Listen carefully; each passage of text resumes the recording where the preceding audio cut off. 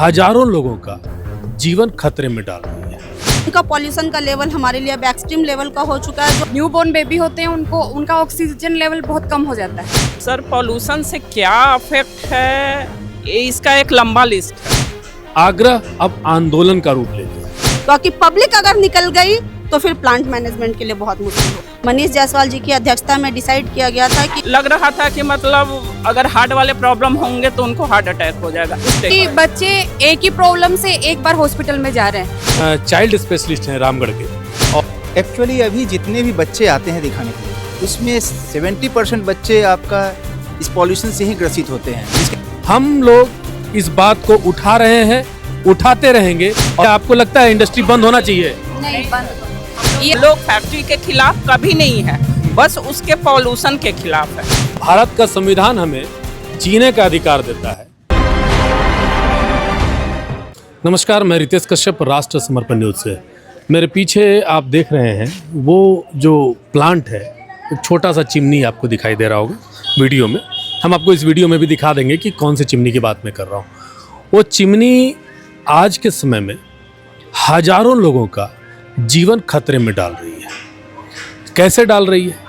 Pollution के बारे में आप लोग सभी जानते हैं कि एक पॉल्यूशन होने से क्या क्या नुकसान होता है। किडनी में प्रॉब्लम, लीवर में प्रॉब्लम, हार्ट में प्रॉब्लम, लंग्स में प्रॉब्लम। कई सारे लोग इससे मर जाते हैं और ऐसी कई घटनाएं हो चुकी है इस रामगढ़ में, जो पॉल्यूशन की वजह से अपनी जान गंवा चुके हैं। इसे लेकर ये जो स्थान है, ये स्थान है रांची रोड का स्थान कहलाता है।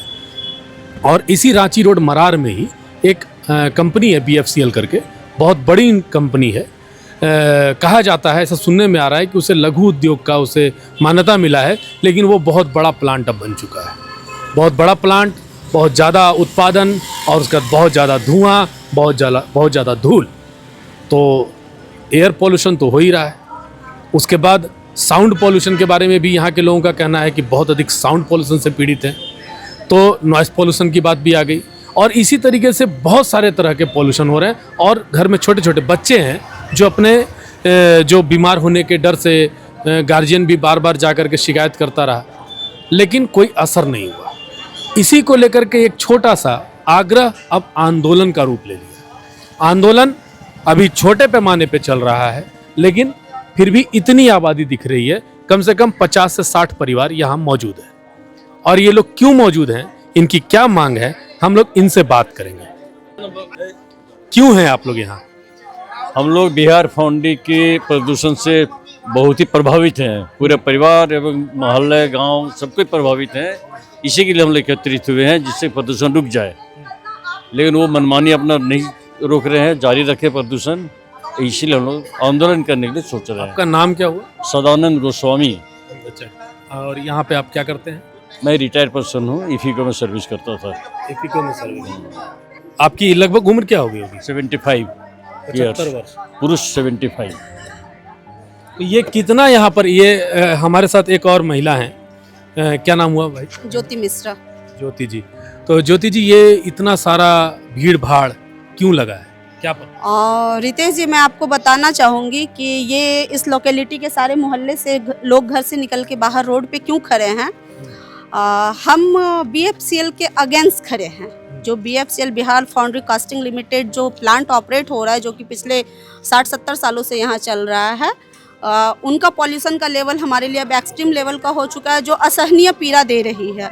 और उसके अगेंस्ट से हम लोग इकट्ठे हो रहे हैं, मीटिंग कर रहे हैं। और हम लोग प्लांट मैनेजमेंट को बताना चाहते हैं कि आप अपने मनमाने रवैये को काबू करें, वरना पब्लिक चुप नहीं बैठेगी। इसके लिए पहले कभी कोई आंदोलन वगैरह हुआ है? रितेश जी, मेरे जानकारी में तो नहीं हुआ है। हाँ, इंडिविजुअली लोगों ने अप्रोच किया है प्लांट मैनेजमेंट को, और उनका क्या सेटलमेंट हुआ या किस तरीके से वो चुप बैठ गए, इसके बारे में मुझे कोई जानकारी नहीं है। इस स्तर पे ये मुहिम मेरे जानकारी में पहली बार निकली है। और हम लोग चाहते हैं कि किसी भी तरीके का असंवैधानिक तरीका ना अपनाएं हम लोग। और प्लांट मैनेजमेंट भी आम पब्लिक को एक नागरिक के रूप में देखे और नागरिक के रूप में समझ के वो अपने प्लांट को ऑपरेट करें कि जनता का रहना बहुत ज़रूरी है, पब्लिक का रहना बहुत ज़रूरी है। क्योंकि पब्लिक अगर निकल गई तो फिर प्लांट मैनेजमेंट के लिए बहुत मुश्किल होगी। आप लोगों को मैं बता दूं कि कुछ दिन पहले इसी बात को लेकर के ज़बरदस्त आंदोलन इन लोगों के द्वारा किया जा रहा था। और मनीष जायसवाल जो यहाँ हजारीबाग लोकसभा के सांसद हैं, और वो इन लोगों की बात सुन करके, इन लोगों की पीड़ा देखने के बाद यहाँ पहुँचे, इनकी समस्याओं को सुना और सभी प्रशासनिक पदाधिकारियों के साथ बैठकर, यहाँ तक कि फैक्ट्री के भी जो प्रबंधन के लोग थे वो भी थे, और उन लोगों ने कहा कि हम 9 मार्च तक इसको ख़त्म कर देंगे। जब 9 मार्च तक ख़त्म करने की बात हुई तो इसके बाद सांसद मनीष जायसवाल ने उन्हें 1 महीने का वक्त दिया, और 1 महीने यानी 8 अप्रैल तक उन्हें ये समस्या से समाधान करने की बात कही। और प्रबंधन ने कहा कि मैं तो 9 ही मार्च तक ख़त्म कर दूंगा। आज 23 मार्च हो चुका है, और 23 मार्च तक क्या समाधान निकला है, क्या समस्या का 8-9 मार्च तक हो जाना चाहिए था। एक्चुअली प्लांट मैनेजमेंट के द्वारा 1 महीने का टाइमलाइन लिया गया था, जो कि मनीष जायसवाल जी की अध्यक्षता में डिसाइड किया गया था कि 1 महीने का टाइमलाइन हम लोग देंगे, आम पब्लिक उनको देगी, ताकि वो अपने पॉल्यूशन कंट्रोलिंग का जो भी इक्विपमेंट्स है या फिर जो भी सिस्टम है, टेक्निकल क्वेश्चन आंसर मैं नहीं कर पाऊंगी, तो उसके द्वारा वो इस पॉल्यूशन को अंडर कंट्रोल लाएंगे। पॉल्यूशन फ्री तो नहीं कर पाएंगे, लेकिन अंडर कंट्रोल करने की कोशिश करेंगे। लेकिन पिछले कुछ दिनों से यहाँ की जनता नोटिस कर रही है कि प्लांट मैनेजमेंट इवन जिस लेवल का पहले पॉल्यूशन दे रहे थे उससे और भी 3 गुना ज़्यादा बढ़ा के वो अभी दे रहे हैं, जिसकी वजह से पब्लिक इम्पैशन हो रही है। और पब्लिक इम्पैशन हो रही है, इसलिए हम लोगों को बार बार घर से बाहर निकलना पड़ रहा है। हम तो प्लांट मैनेजमेंट के कमिटमेंट पे टिके हुए थे, लेकिन प्लांट मैनेजमेंट अपने कमिटमेंट पे कहीं से खरी नहीं उतर रही है, और इसलिए हम लोग अपना विरोध प्रदर्शन आगे कंटिन्यू रखने का प्रयास कर रहे हैं। चलिए, विरोध प्रदर्शन कंटिन्यू करने का प्रयास कर रहे हैं। आपका क्या नाम हुआ? मेरा नाम रिंकी शर्मा हुआ। मैं भी यहाँ से आराम कॉलोनी में रहने वाली हूँ, यहीं पिछले 22 साल से। बाल बच्चे होंगे घर में? बिल्कुल सर। तो इस पॉल्यूशन से क्या परेशानी होती है? सर, पॉल्यूशन से क्या अफेक्ट है, इसका एक लंबा लिस्ट है। हाँ। मतलब हेल्थ इशू इतना ज़्यादा इस एरिया में है। हमारे साथ जुड़े हुए हैं चाइल्ड स्पेशलिस्ट डॉक्टर गौतम, वो आपको बताएंगे। मतलब हेल्थ इशू इतना ज़्यादा है, एक आपको लिस्ट मिल जाएगा वो पूरे क्षेत्र में, ये पूरे एरिया में। एलर्जी का प्रॉब्लम, फिर अस्थमा का प्रॉब्लम, टीवी का प्रॉब्लम, स्किन एलर्जी का प्रॉब्लम इतना ज़्यादा है कि मतलब हर डॉक्टर से अगर आप डाटा लेना शुरू करोगे ना, तो इस एरिया का सबसे ज़्यादा डाटा आपको मिलेगा। तो सर वो तो है ही, बच्चे अफेक्ट हो रहे हैं, जिनका अभी लाइफ शुरू हुआ है उन लोग इससे अफेक्ट हो रहे हैं। सबको एलर्जी, सबको प्रॉब्लम्स। तो सर सबसे बड़ा इशू है हेल्थ इशू, और वो इसके डस्ट से, इसके पार्टिकल से, और इसके मतलब सारा जो हो रहा है, उड़ रहा है धुआं, पॉल्यूशन, आवाज़ जो आ रही है। आवाज़ अभी कुछ दिन पहले सर इतना ज़्यादा तेज़ थी कि उससे लग रहा था कि मतलब अगर हार्ट वाले प्रॉब्लम होंगे तो उनको हार्ट अटैक हो जाएगा, इस टाइप से थी। देखिए, ये महिलाएं हैं। अक्सर कोई भी आंदोलन जब देखने को मिलता है तो पता चलता है कि कोई न कोई इसका प्रतिनिधित्व कर रहा है, लेकिन यहाँ पर जो आंदोलन देखने को मिला, मैं इस सारे घटना के क्रम में हम मौजूद भी थे।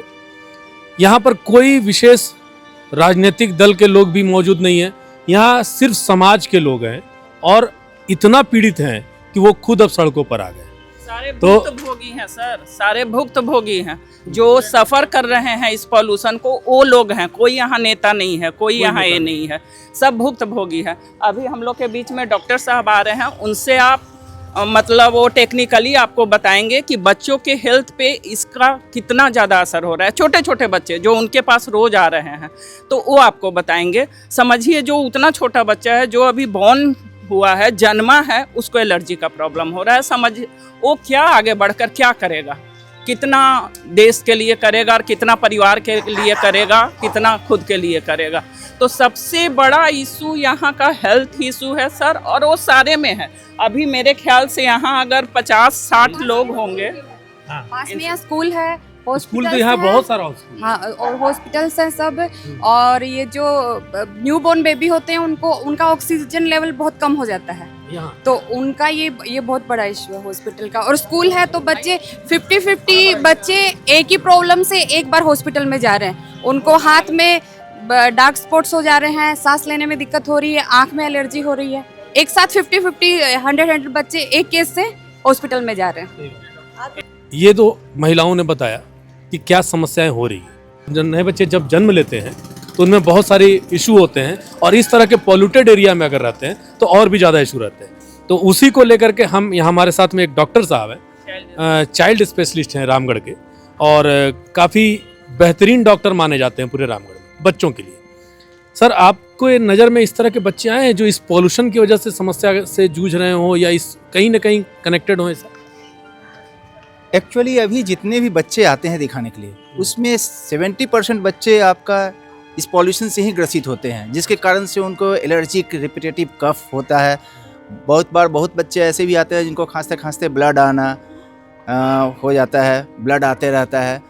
और क्या होता है कि ये जो डस्ट ये निकलता है इनका, उसमें आयरन ओर भी रहता है, और आयरन ओर जब हमारे फेफड़े में जाता है तो टीबी की जो बीमारी होती है माइकोबैक्टीरियम ट्यूबरकुलोसिस से, तो उसको वो एक्टिवेट करता है। ऐसा नहीं है कि टीबी किसी को स्पेशली होता है, वो सब क्लिनिकल इन्फेक्शन करीब करीब सभी को होता है। बट क्या होता है कि हमारा बॉडी फाइट कर लेता है और वहाँ पर बैक्टीरिया डाउन हो जाता है। लेकिन जब उसको एक स्टिमुलेंट मिल गया आयरन ओर के फॉर्म में, जो फेफड़े में है माइकोबैक्टीरियम ट्यूबरकुलोसिस के लिए, तो वो और ज़्यादा एग्रीवेट करके इन्फेक्शन करता है, जिससे ट्यूबरकुलोसिस का चांस भी इसमें काफ़ी ज़्यादा बढ़ जाता है। तो इस क्षेत्र में हम देखते हैं कि टीबी के केसेस भी बढ़ रहे हैं, इनफर्टिलिटी के केसेस बढ़ रहे हैं टीबी के कारण। एक और केस हम जानना चाहते हैं, जो गर्भवती महिलाएं होती हैं, अगर उनमें ये चीज़ें शुरू से इस क्षेत्र, ऐसे क्षेत्रों में अगर रहेंगी, तो उनके जो बच्चे हैं, जो बच्चे जो ग्रो कर रहे हैं, क्या उसमें भी असर आएगा? डेफिनेटली उनके जो शुरू में जो ग्रोथ होता है ना, लास्ट शुरू के 3 मंथ जब ऑर्गन फॉर्मेशन होता है बच्चों का जी, उस पर काफ़ी ज़्यादा इफेक्ट पड़ता है। और हमारे कॉलोनी में ही एक घटना घटी कि जो अभी जो स्टार्ट हुआ था इनका फैक्ट्री का आवाज़ करना, जो बहुत ज़्यादा तेज़ से आवाज़ करता था और वाइब्रेट करता था, तो हमारे कॉलोनी में ही एक औरत का एवर्शन हो गया। अच्छा, तो अब डायरेक्टली इनडायरेक्टली अफेक्टेड उनसे भी है, क्योंकि वो काफ़ी क्लोज रहते थे उससे, और हो सकता है कि वो जो तेज आवाज़ है, नॉइस है, उसका इफेक्ट हुआ हो यह, क्या कि और कोई कारण नहीं नजर आया उसमें। ये डॉक्टर गौतम से थे, जिन्होंने बहुत विस्तार से बहुत गंभीर बातें बताई। अब देखना ये है कि ये जो चीज़ है, ये मामला है, ये झारखंड की सरकार के पास जाता है, पहले भी जा चुका है। ये मामले नहीं उठते हैं, उठाने की कोशिश होती है तो उसे दबा दी जाती है। शायद मुझे भी दबाने का प्रयास किया जाए, लेकिन मैं ये आप लोगों को आश्वस्त कर दे रहा हूँ, मैं दबने का काम नहीं करूँगा। हम लोग इस बात को उठा रहे हैं, उठाते रहेंगे, और तब तक उठाते रहेंगे जब तक इसका समस्या का समाधान ना हो। लेकिन एक बात और है, क्या इंडस्ट्री बंद हो जाए तो समस्या का समाधान हो जाएगा? नहीं, मेरे हिसाब से तो इंडस्ट्री बंद नहीं होनी चाहिए। लेकिन जो इंडस्ट्री के लिए जो पैमाना दिया गया है, जो सरकार की तरफ से पॉल्यूशन कंट्रोल करने की जो उचित व्यवस्था की गई है, वो व्यवस्था होनी चाहिए। क्या आपको लगता है इंडस्ट्री बंद होना चाहिए? नहीं, बंद करो। ESP मशीन बंद चलाई करने जाए, के और जो भी इसका ये पोल्यूशन कंट्रोल हो सकता है वो उपाय किए जाए। देखिए, ये यहाँ की पब्लिक है जो इस पॉल्यूशन से ग्रसित है, वो भी ये नहीं चाहती है कि इंडस्ट्री बंद हो जाए, क्योंकि वो भी बहुत जरूरी होता है किसी जिले के, किसी राज्य के विकास के लिए। लेकिन इतने लोग का रोजी रोटी चल रहा है, उस फैक्ट्री से काफ़ी लोग का रोजी रोटी चल रहा है, तो हम लोग फैक्ट्री के खिलाफ कभी नहीं है, बस उसके पॉल्यूशन के खिलाफ है। पॉल्यूशन बंद हो जाए, फैक्ट्री से हम लोग को कोई ये नहीं है कि उसके खिलाफ है, फैक्ट्री बंद करने के फेवर में है। फैक्ट्री बंद करने के फेवर में हम लोग हैं ही नहीं, बस वो अपना जो मानक है, फैक्ट्री चलाने का जो मानक है, उस मानक के हिसाब से काम करे और पॉल्यूशन कम करें। कुल मिलाकर के मैं इस सारांश में बताना चाहता हूँ, भारत का संविधान हमें जीने का अधिकार देता है, साफ हवा लेने का अधिकार देता है, शुद्ध पानी पीने का अधिकार देता है। बस उसी अधिकार की मांग यहाँ की जनता कर रही है, और यही जो हमारे मौलिक अधिकारों का हनन हो रहा है ना, इसके खिलाफ आवाज उठा रही है। अगर फैक्ट्री नहीं कर रहा है तो प्रशासन को करना चाहिए, प्रशासन नहीं कर रहा है तो सरकार को करना चाहिए। हम लोग इसी मुहिम में आगे, और कौन कौन सी बातें होती है, 8 अप्रैल तक का टारगेट दिया गया है। 8 अप्रैल के बाद क्या होता है, हम उस विषय को भी दिखाएंगे, और कंटिन्यूअस तब तक हम लोग इनके साथ रहेंगे। राष्ट्र समर्पण तब तक इनके साथ रहेगा जब तक इनको समस्या का समाधान नहीं मिलेगा। धन्यवाद, नमस्कार।